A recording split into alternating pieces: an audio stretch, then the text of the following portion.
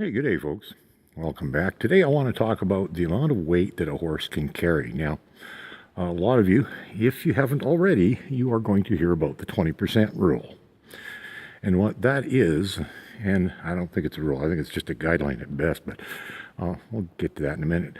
See, what the 20% rule is that the tack and rider should not weigh more combined than 20% of the horse's weight. So this one here, she's a 1,200-pound horse. She can take, I don't know, whatever. I guess that'd be 240 pounds of tack and rider. Now that one there, she's a little less. She's probably good for about 220 pounds. Little girl over here, a whole lot less than I weigh, but I'll get to that. See, if you ever look up articles on how much weight a horse should have on its back, you will find lots and lots of articles that all pretty much say the same thing, about 20%, and they've done a few rough tests that indicate that as soon as you exceed that, the heart rates and stress levels and everything go up in the horse. So they figured that's a pretty good point. But I think they leave out an awful lot of variables. Now, I'm going to cover a few of those things, but I'm going to talk about the only article I have ever come across that actually even talks about one of those variables is there was an article that I came across, and it talked about the ability of the rider and how it affects the horse. And what they basically did is they had two horses, and they used thermal imaging, which, for those of you that don't know what that is, it's a special camera that detects heat in the muscles and, basically the muscle stress in the horse. And they had two horses. One had a rider on it that was about 15%. The other one had a rider that was about 25%. But they're both fairly skilled riders. However, the one that was only 15% of the horse, they intentionally rode like a sack of potatoes. And the thermal imaging that they took detected that the horse that had the much lighter rider actually was far more stressed than the horse that had the rider that was technically too heavy for it because they exceeded that 20% mark. But they were a skilled rider, so they didn't stress the horse. Now, I think there's a number of other factors that there's a lot of other variables that just I've never heard anybody even discuss. Some of it's kind of common sense, but the overall fitness of the horse and the level of obesity, because, for example, this one, 1,200 pounds, whether that's 1,200 pounds of muscle or 1,200 pounds of fat, makes a big difference. How good a shape is she in? Is her cardiovascular really good? Is she toned up really good? All these things make a difference. And, if the horse is actually overweight, then it's already carrying, say 100 pounds more than it should in the first place. So you got to take that off the weight of the rider. Now, there's other variables too that they never ever talk about is the type of riding you're doing, the duration of riding. Now, are you running? Are you doing jumps? Are you running barrels?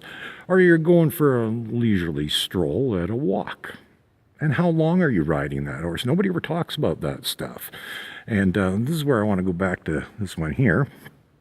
And I got a saddle on her for a reason. I'm not going to actually ride her today, but I wanted to show you something. I occasionally ride her, but very occasionally for a couple of reasons.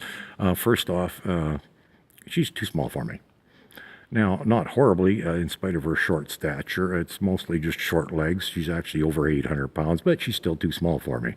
So for that reason alone, I'm not crazy about riding her. So, but then again, I don't ride her hard or for very long. So, taking that into account, I don't think I'm hurting her at all.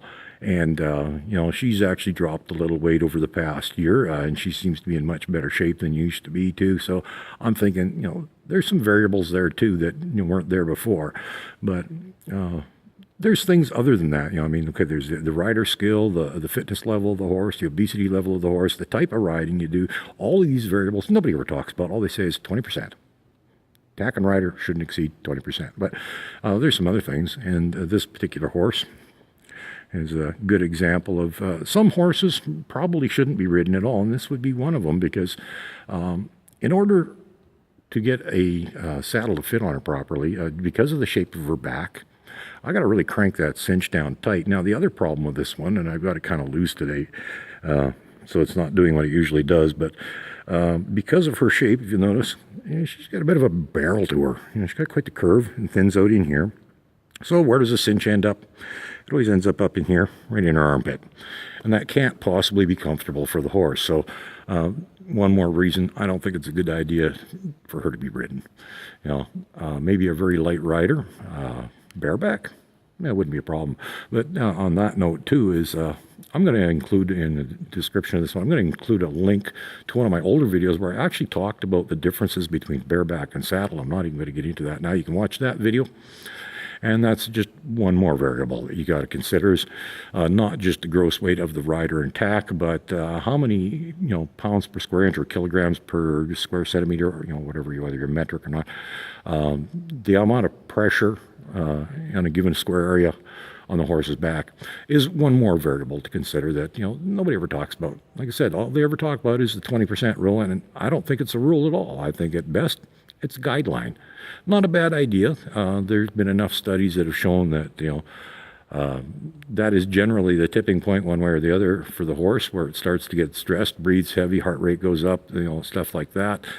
So it's probably a good idea, but like I said, there's just a whole lot of other variables that they do not take into consideration. So don't think that if you're under the 20% or somebody else is, that it's okay. That horse might be in terrible shape, they might be a terrible rider, and they might be riding it way too hard and long. Take into account all of the variables. So how much weight should a horse have on its back? Good question. Have a good day.